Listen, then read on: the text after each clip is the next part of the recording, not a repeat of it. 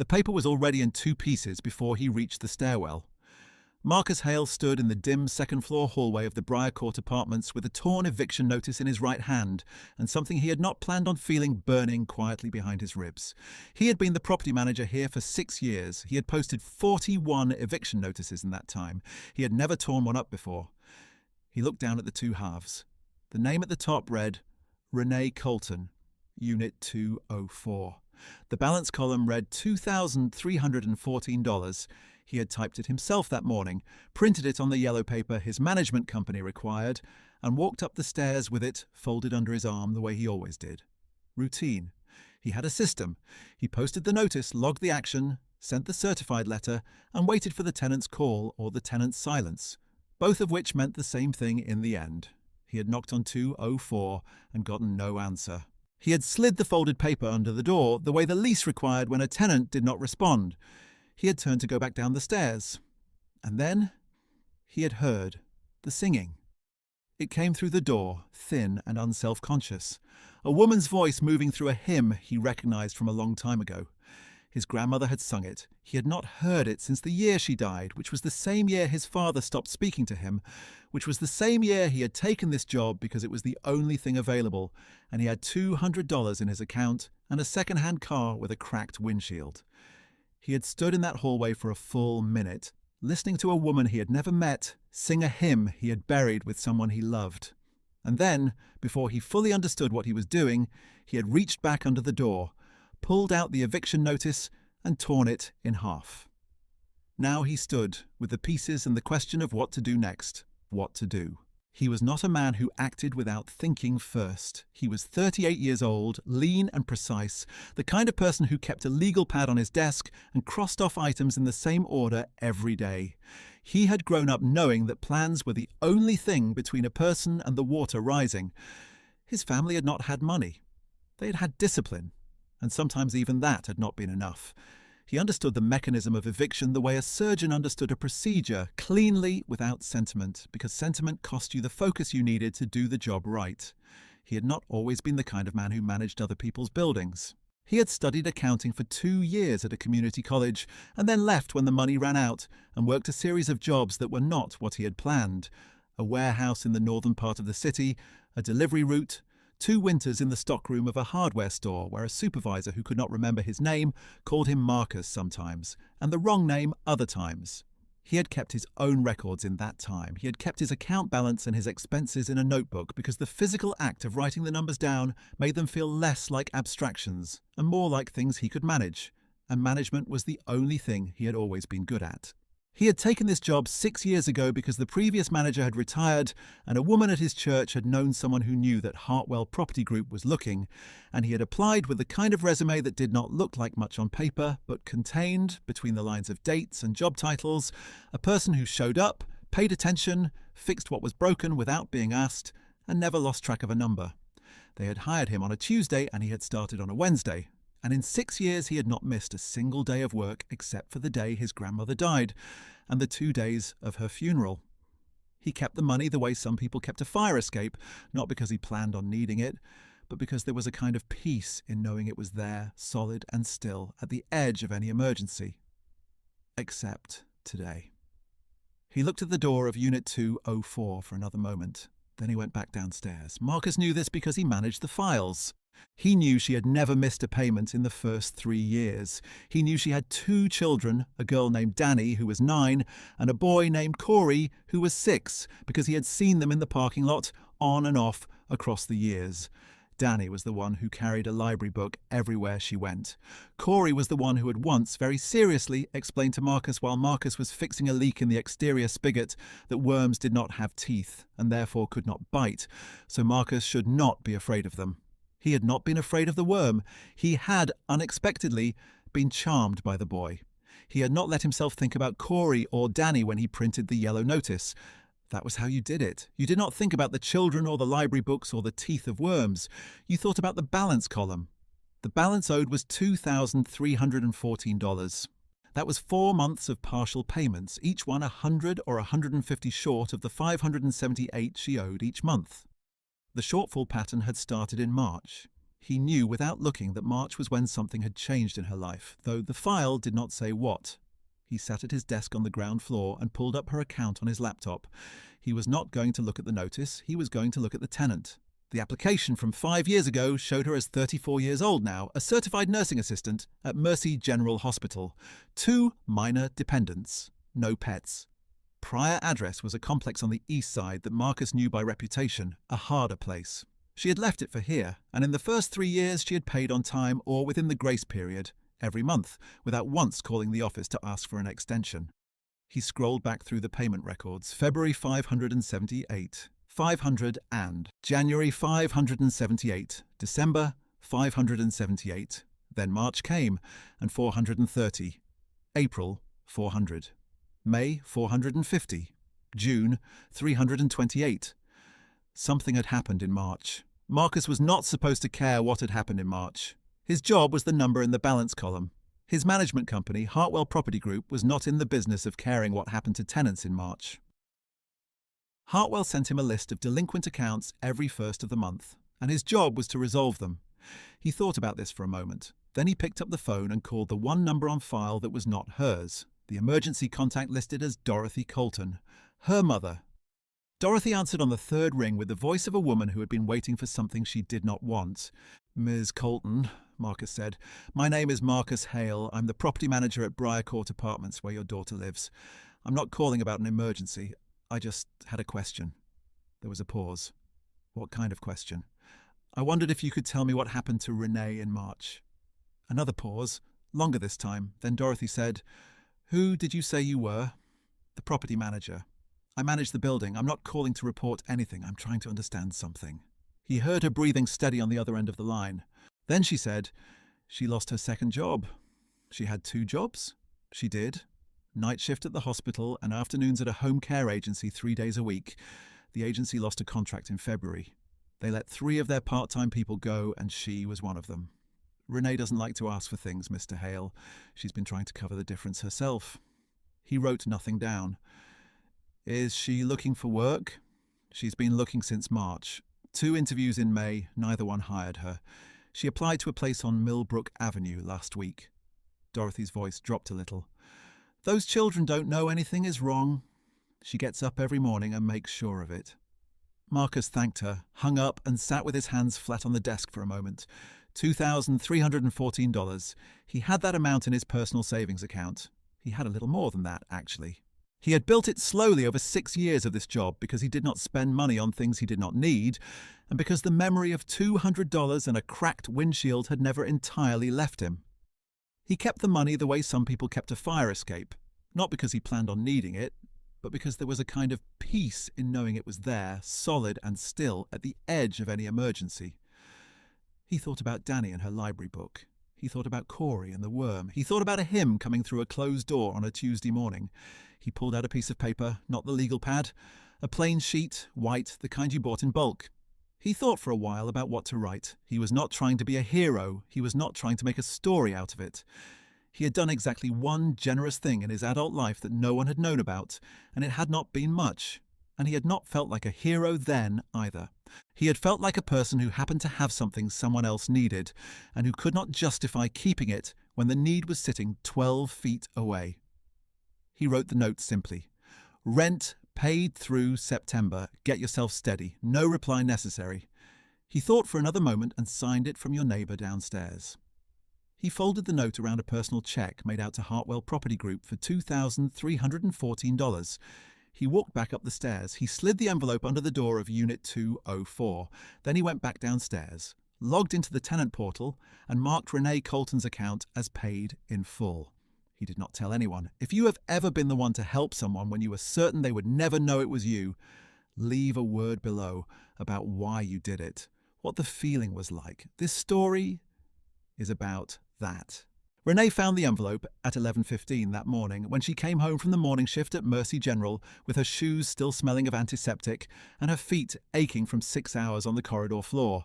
She had been on her feet since 5. She had stopped at the corner store on the way home and spent $4 on eggs and a carton of milk, which was about what she had left for the day. She was tired in the specific way she had gotten used to, the kind of tired that sat behind your eyes and never fully left, The kind you managed rather than cured.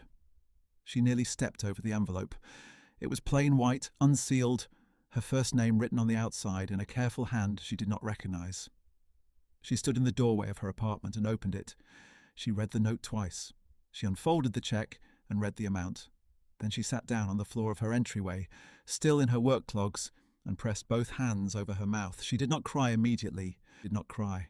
She sat there for a long time with the check and the note in her lap, and the particular silence of an empty apartment around her, and then she cried quietly and steadily into her palms, the kind of crying that does not make much sound because you have learned not to let it.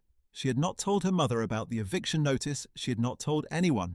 She had known for 2 weeks that it was coming because the management company sent a grace period letter first, and she had read that letter and made a plan, and the plan had not worked, and she had spent the last 14 days doing the math, over and over in her head, every night before she fell asleep, arriving at the same answer each time. Not enough. Not by the margin of the thing she could not bridge. Not enough, and 2 children who believed everything was fine, because she had decided a long time ago that her worry was hers to carry, and her children's childhood was theirs to keep.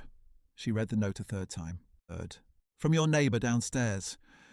She did not know the man downstairs. She had seen him once or twice in passing in the parking lot. A quiet man. Not unfriendly, just contained. She remembered a fall afternoon.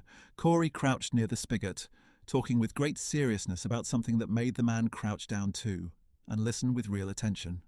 The kind you do not perform. The kind you either have or you do not. She sat on the entryway floor for 20 more minutes. Then she got up, put the check in a safe place, washed her face, and went to pick up her children from school. She did not knock on the door downstairs that evening. The note had said no reply necessary, and she was a person who respected stated wishes. Also, she did not entirely trust herself to speak about it yet without losing her composure in front of a stranger, and she had spent years not losing her composure in front of strangers. She thought about it, though. She thought about it while she made dinner and helped Danny with multiplication tables and listened to Corey explain in great detail the difference between a daddy-long-legs and a regular spider. She thought about a person she did not know who owed her nothing, who had written a few words on a piece of paper and changed the entire architecture of the next 30 days. She thought about what kind of person made that decision quietly, without asking to be thanked, and slid it under a door and went back to their day. Get yourself steady. She had not known how badly she needed someone to say that until they said it. She had an interview the following Thursday at a home care agency on the north side of the city. She had not told her mother because her mother would have driven over to help with the children, and Renee did not want to trouble her. She arranged with the woman upstairs, a retired teacher named Mrs. Ossie, who had been watching the children informally since Danny was in 1st grade, to pick them up from school and keep them until 6. She went to the interview in the only blazer she owned, which she had bought second-hand 4 years ago and pressed twice the night before. She wore her good shoes, which were black flats with a small scuff on the right toe that she had covered as well as she could with a marker she had borrowed from Danny's art bin. She had ironed her slacks in the early morning before the children were up, standing at the board in the kitchen in her socks while the coffee brewed, watching the steam rise and thinking about the 3 questions she had written down the night before. Her mother had told her long ago that people who asked good questions got hired and people who only answered them got forgotten. Renee had believed this and proved it twice in her life already, once at Mercy General and once at the home care job she had lost in February.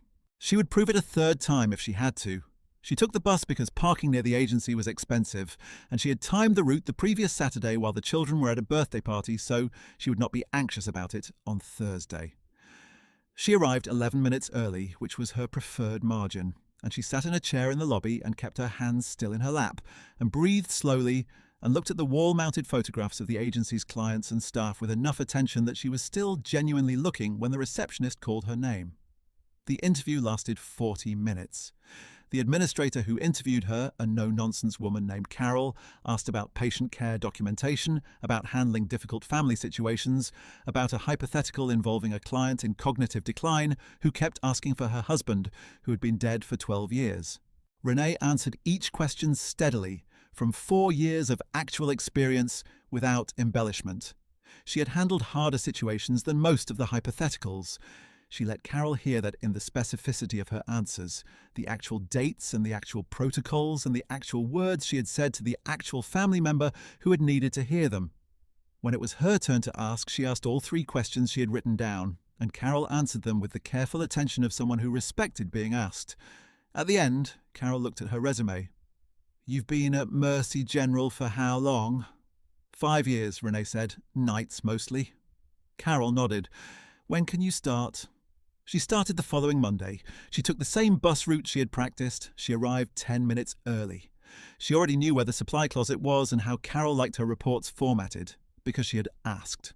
She told her mother that night, and Dorothy cried a little on the phone, which was not like Dorothy, and said, "God was watching, baby."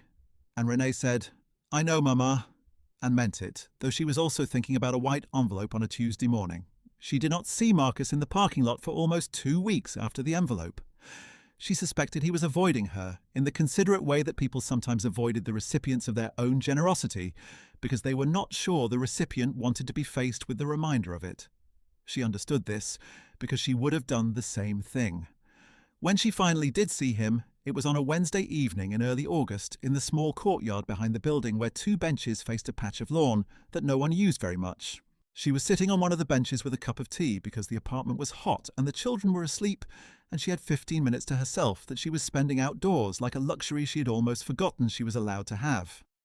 He came around the corner from the parking lot and stopped when he saw her, a brief, readable pause from a man recalibrating. "You can sit down, you know," she said. He sat on the other bench, the one facing hers.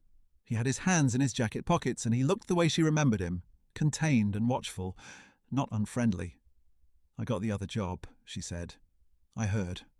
And then, when she looked at him, "Your mum called the office to update the emergency contact number. She might have mentioned it." Renee laughed, a small, surprised sound. "That sounds like Dorothy." "It does," he agreed. There was a pause, comfortable in the way that pauses between people who have not spoken much but have understood something about each other can be comfortable. "I want to pay you back," she said. "That's not why I did it. I know that's why I want to." He looked at her. She looked back. She had expected him to argue, to wave it off, to do the thing generous people sometimes did, where they converted your repayment into a larger act of their own generosity, which then left you indebted in a new and more complicated way. He did not do that. He said, "When you're ready." She nodded. "When I'm ready." They sat in the courtyard for another 20 minutes, and they talked about things that had nothing to do with the money, about the city in August and whether the heat was getting worse every year or just felt that way, about Corey's latest interest, which had moved on from worms to beetles, about a book Danny had read twice and was now advocating for with the particular fervour of a 9-year-old who has discovered something she loves and cannot understand why everyone else has not found it yet. Marcus listened with the same quality of attention she had noticed in the parking lot, the kind you either had or you did not. He told her, near the end, that his grandmother had sung the hymn she had been singing the morning he knocked on her door. She looked at him. "You heard me through the door." "I stood there for about a minute," he said. "I'm sorry. That might be strange to know." "It's not strange," she said. "I think it's the reason you stayed." He considered that. "I think that's right," he said.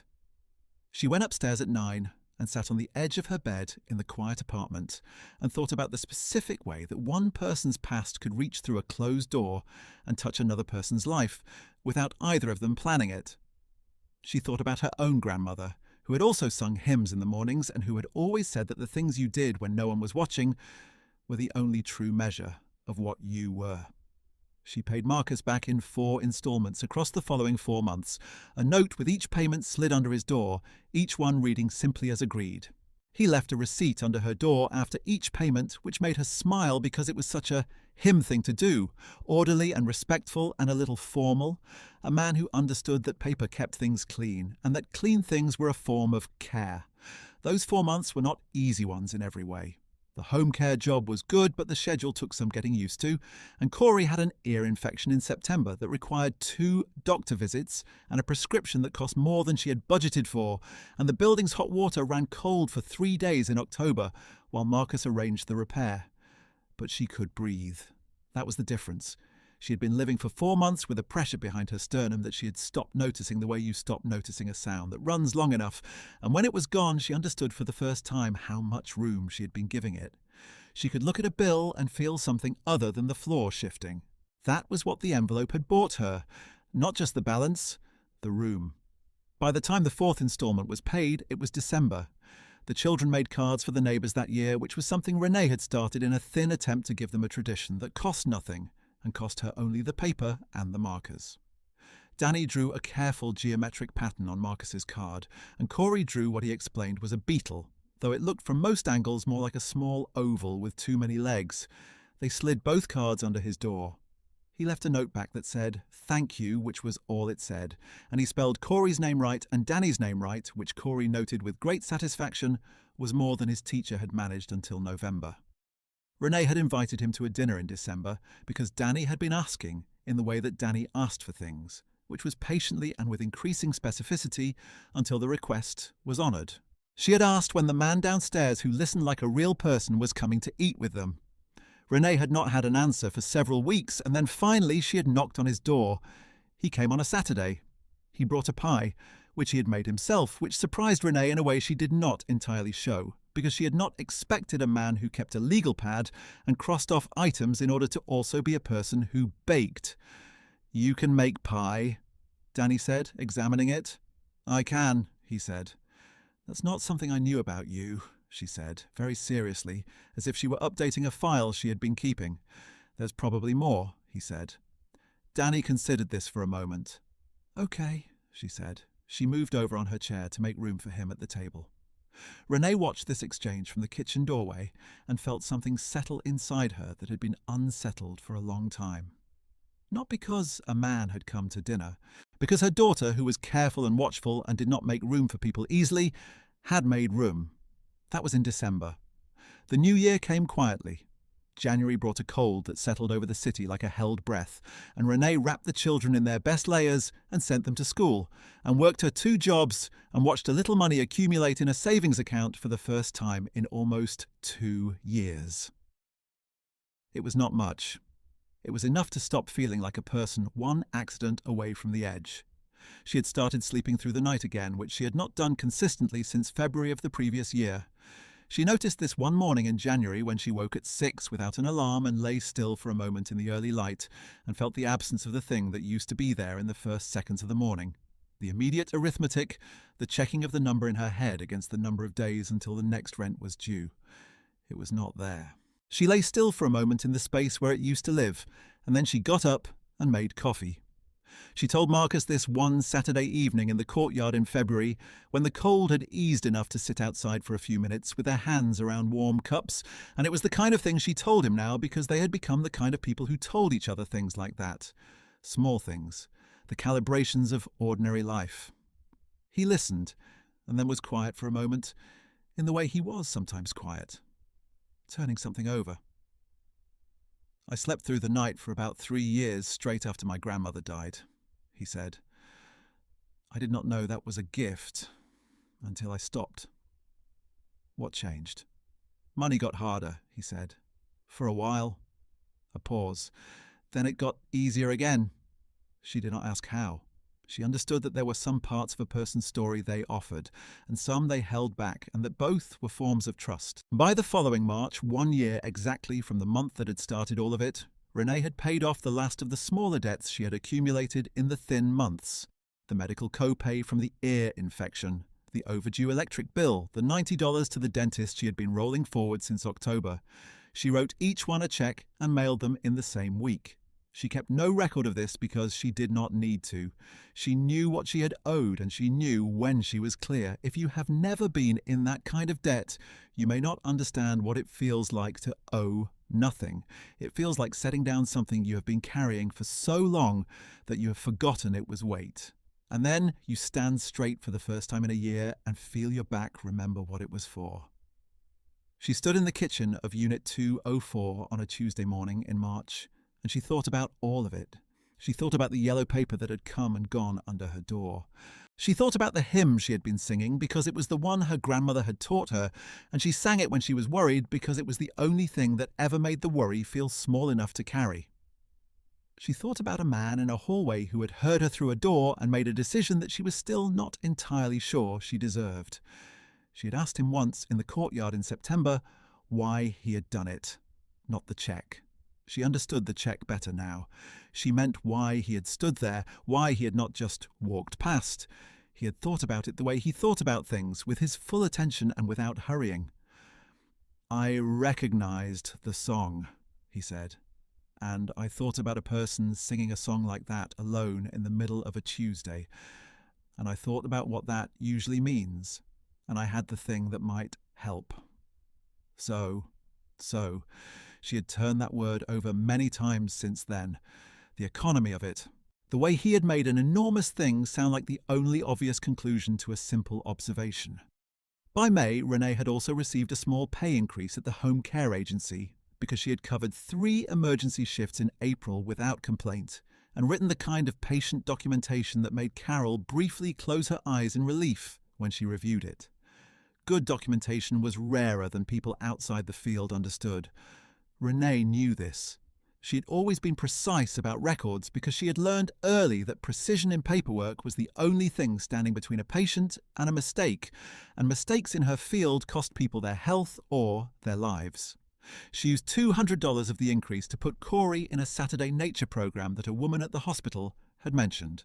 She used $100 to buy Danny a second-hand telescope because Danny had been requesting one with increasing specificity for 4 months, and Renee had been filing away the request the way she filed away everything important. She told Marcus about the telescope on a Friday evening in the parking lot, coming home from a late shift. He smiled at the telescope news in the way he smiled about things involving the children, wide and uncomplicated and real. "She's going to map the whole sky," he said. "She already has a plan," Renee said. "She showed me which planets she's starting with and the order and why." "That's Danny," he said. "That's Danny," she agreed. He had said that as though her name was simply part of his vocabulary, easy and ordinary, like the name of a street he drove every day. She stayed with that for a moment later and decided it did not trouble her. It made her feel instead the way she had felt the night Danny moved over on her chair, like something that had been out of position for a long time was quietly finding where it belonged. The summer passed the way good summers pass, in particular small moments you do not recognize as the content of a life until you are sitting with them later and understanding what you had. Danny located Saturn in the viewfinder of her telescope one August night and screamed briefly and joyfully, a sound Renee had not heard from her since she was very small.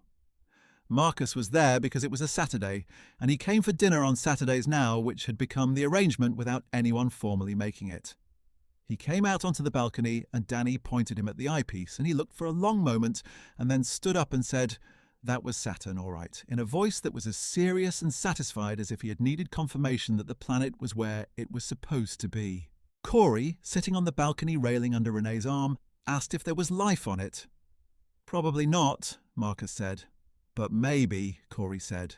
"Maybe," Marcus agreed. Renee stood with her arm around her son and looked at the skyline over the rooftop and thought about what getting steady looked like. Not a sudden arrival. Not a door thrown open. A slow accumulation of solid things set down carefully, one beside the other, until the floor beneath you stopped shifting and you could stand on it again without listening for the creak. She had been given room to breathe when she needed it most. She had used the room. She had worked and saved and shown up to every shift and paid back every dollar and put her children in programs and bought a second-hand telescope for a daughter who was going to map the whole sky. That was what generosity was, really. Not just the thing given, the thing it made possible. In October, she received a card from the home care agency with a small gift card inside, a thank you for the year. Carol had written by hand that Renee made the place better and please don't leave. Renee showed it to her mother, who read it 3 times and put it on the refrigerator with a magnet, because Dorothy Colton believed that evidence of her daughter's worth belonged somewhere people could see it. Renee did not argue. Marcus saw the card on the refrigerator in November and read it and said, "Carol was right." And then he went back to setting the table, which he did on Saturday evenings now, because the children had decided he was useful and had assigned him tasks which he accepted with the same quiet thoroughness he brought to everything else. She watched him fold a napkin and thought about a year ago, and the floor of her entryway, and the check in her hands, and the way the winter had looked from where she was standing then, enormous and without openings. She thought about what a year could be. Corey appeared in the kitchen doorway with a crystal he wanted Marcus to identify. Marcus took it seriously, turned it over in his hands, held it toward the light from the window, and said he thought it might be rose quartz, and then asked whether Corey wanted to look it up himself or hear the answer first. Corey considered this. "Tell me first," he said. "Then I'll look it up to make sure you're right." "Fair enough," Marcus said. Renee turned back to the stove before either of them could see her face, because her face was doing something she didn't need witnesses to. Her grandmother had told her, when Renee was young and skeptical of such things, that the kindness you put out always comes back. It does not always come back the way you expect. Sometimes it comes back in ways you do not recognize for a long time.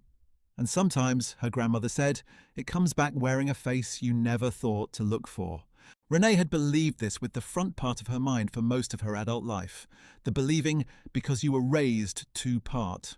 She had not always been able to feel it in the deeper place where believing is real rather than taught. She felt it now. She felt it in the sound of Corey's voice asking a serious question and receiving a serious answer. She felt it in the card on the refrigerator. She felt it in the particular quiet of an apartment that used to feel like a place she might have to leave, now feeling only like home.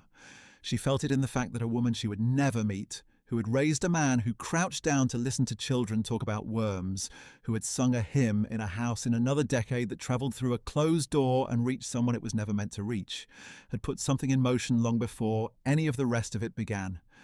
Kindness keeps a long memory. It finds its way back, not always directly, not always on schedule, but it does find its way, and sometimes it slides under your door on a Tuesday morning when you have $4 in your pocket and 2 children asleep and a voice coming through the hall that has carried a song farther than it knew. She stirred the pot on the stove. She listened to Marcus explaining rose quartz in the next room. Patient and calm and entirely at ease, a man who had stopped being a stranger somewhere in the space of an ordinary year. Danny's voice joined them from the hallway. She had heard the words rose quartz and had opinions. The apartment was full of sound and warm, and nothing in it was borrowed or borrowed time, and Renee stood in the kitchen of the home she had kept and thought about all the things she had carried across the last 2 years and what it felt like to have set them down. She thought about a Tuesday in March and a hymn and a white envelope.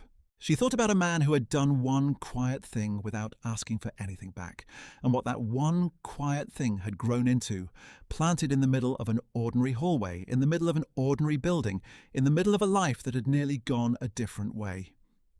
We are all right, she thought. We are all right. If this story reached you, leave a word in the comments about someone who showed up quietly when you needed it most. They deserve to be remembered.